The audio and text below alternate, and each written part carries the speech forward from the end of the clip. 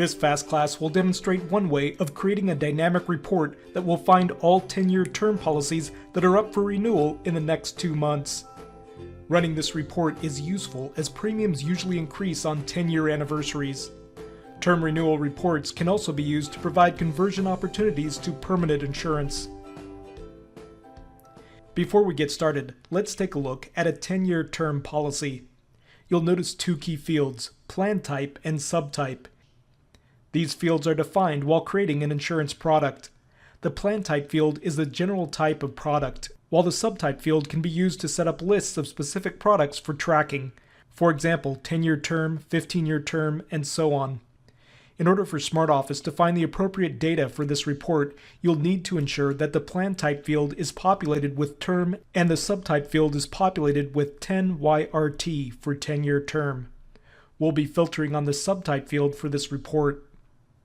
Policy date is another key field.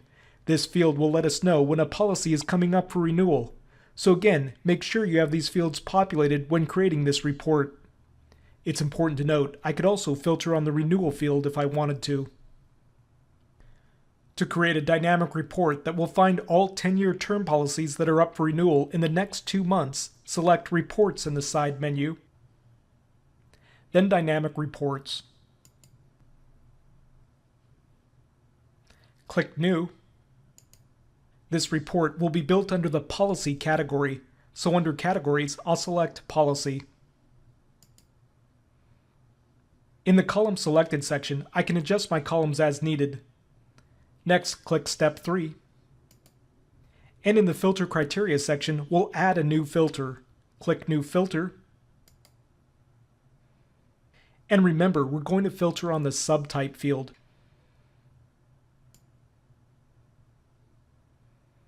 I'll select Product Extension.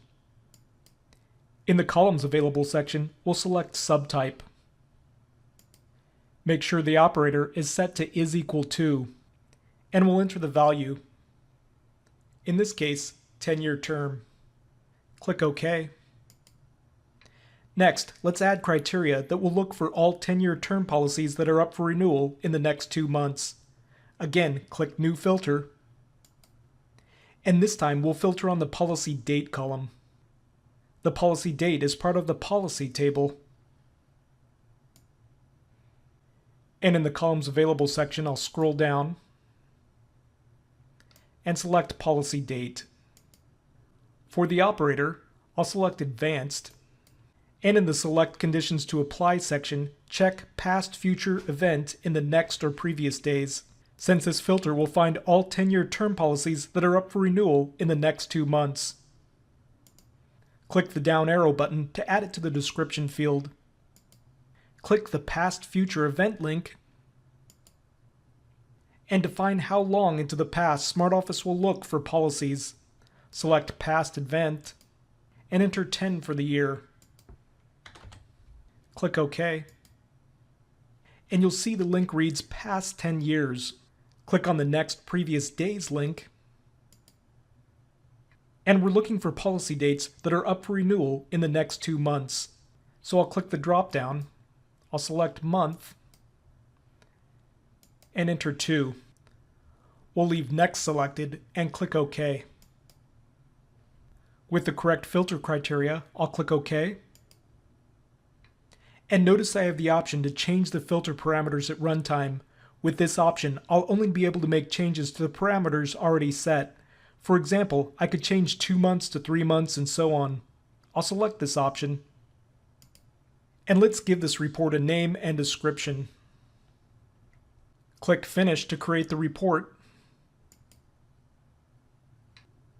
And to run the report, click the link in the first column. The Runtime Options window opens. By clicking on these links, I can make changes to this dynamic report if I needed to. For this example, we'll leave these parameters set the way they are and click OK.